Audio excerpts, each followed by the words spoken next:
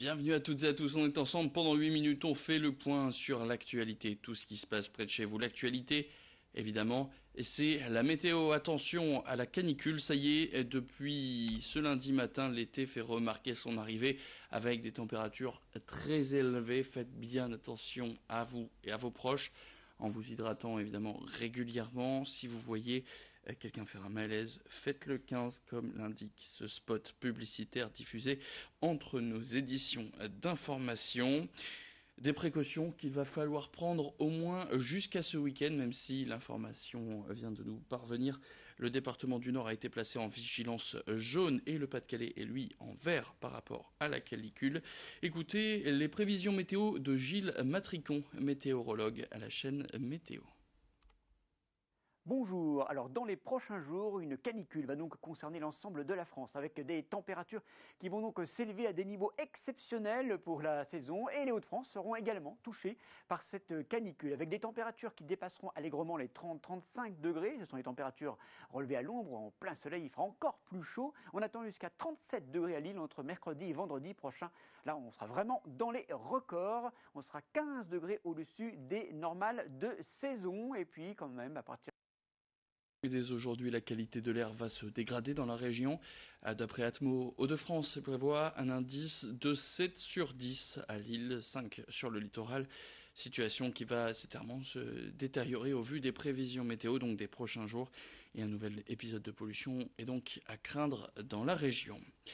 Ce temps chaud donne donc envie soit de rester chez soi au frais, ou alors de profiter au maximum de la plage. Et plusieurs fois courant cet été, eh bien, tout le monde pourra prendre le train pour s'échapper un peu à direction la mer ou la campagne grâce à l'opération ETER. Des trajets qui coûteront 2 euros. Rémi Desremeaux vous en dit plus. Si vous avez besoin de plage et de soleil, la région vous apporte une bonne nouvelle. L'opération ETER en Hauts-de-France est de retour. Elle permettra toujours aux habitants de la région de voyager vers le littoral pour seulement 2 euros.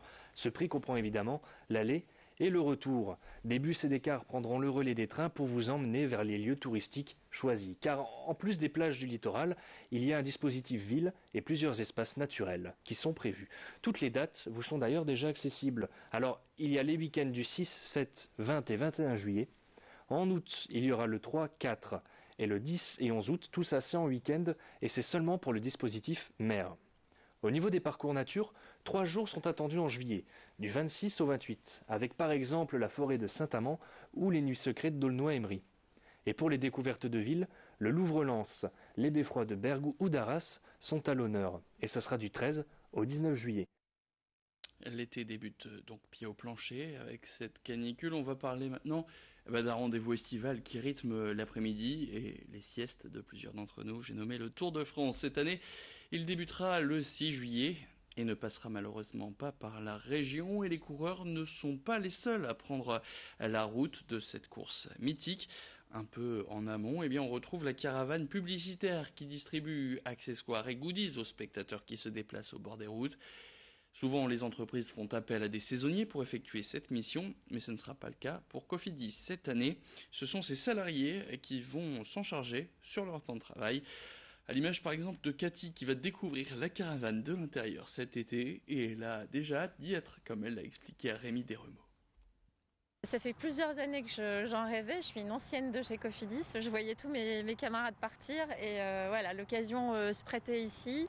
J'avais un vrai besoin de m'immerger à l'intérieur de la caravane et de vivre finalement tout ce que les autres ont pu me raconter et qui me faisait saliver. L'aventure, il faut la vivre à fond et qu'il faut surtout vraiment se mettre dans l'esprit qu'on pendant 9 jours on est privilégié de faire partie de cette aventure et qu'on fait vraiment partie intégrante de l'organisation du Tour de France qui est une organisation grandeur nature. Donc là on s'en rend vraiment compte en y étant et on profite à fond du coup. Allez, autre actualité, on enchaîne avec les difficultés des aides-soignants dans la région. En plus des conditions de travail souvent difficiles, tant sur le plan psychologique que physique, bien souvent, le salaire n'est pas attractif avec juste le SMIC pour démarrer. La première conséquence de ce manque d'attrait pour le métier, c'est donc un manque de candidats et c'est un cercle vicieux. Moins il y a de personnel, plus la charge de travail augmente dans des conditions difficiles, si bien que les jeunes recrues aujourd'hui ne souhaitent plus être embauchés en CDI. Les contrats en intérim ou en CDD offrent un meilleur salaire et des horaires moins exigeants. La pression, elle, est aussi beaucoup moins importante. Illustration dans cette agence de recrutement spécialisée. Écoutez ce témoignage au micro de Rémi Desremaux. C'est assez compliqué au niveau charge de travail, conditions de travail dans les structures. Il y a un manque de personnel, il y a un manque aussi de matériel des fois. Donc c'est très très compliqué à ce niveau-là, et ce qui crée une vraie souffrance des soignants. Moi en intérim, je suis relativement valorisée puisqu'il y a beaucoup de travail. On est régulièrement redemandé par les structures, donc c'est très valorisant. On se dit c'est qu'on fait du bon travail forcément. Le CDI, moi, ne m'intéresse pas. Parce que je trouve, ça fait 2 ans que je fais de l'intérim et je trouve vraiment que c'est une bonne solution et ça me permet de mieux aimer mon métier même. Allez, on en vient maintenant à cette subvention de 50 000 € de la Fondation de l'Arc pour la recherche sur le cancer à une équipe de recherche sur la dormance tumorale, notamment sur la récidive de tumeurs cancéreuses dans des cas de leucémie. Une équipe de 30 chercheurs, médecins et biologistes du CHU de Lille, parmi eux Salomon Magnier, qui mène un projet de recherche sur le myélome multiple, maladie qui touche principalement la moelle osseuse. Cette maladie, c'est le 2e cancer du sang le plus fréquent après le lymphome. Chaque année, ce sont 5500 nouveaux cas détectés en France. Grâce à ce chèque, les chercheurs vont pouvoir multiplier les expériences avant des essais cliniques prévus pour dans 2 ou 3 ans. Plus d'explications, c'est cette fois au micro d'Idil Gunay.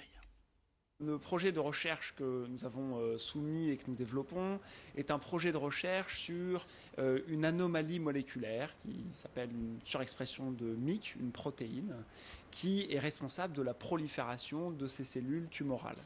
Et en parallèle de cette prolifération tumorale, on essaye de rechercher ce que l'on appelle des vulnérabilités de ces cellules qui acquièrent cette anomalie. Et par exemple, la nécessité d'avoir plus d'énergie pour proliférer à un taux plus important, ou d'avoir d'autres voies de signalisation plus actives alors qu'une cellule normale n'en a pas besoin. Et donc une fois qu'on identifie ces vulnérabilités, l'objectif c'est de pouvoir les cibler, et notamment par de nouveaux traitements et d'apporter de nouvelles thérapies pour ces patients. Allez, cette info en bref avant de se quitter du répit. Quelques jours de plus pour les élèves de 3e. Jean-Michel Blanquer a annoncé ce lundi lors d'une conférence de presse le report du BEPC initialement prévu en fin de semaine. Les examens auront cette fois lieu lundi et mardi prochain en raison de la canicule. Fin de cette édition. Merci à toutes et à tous de l'avoir suivi. À tout de suite la météo.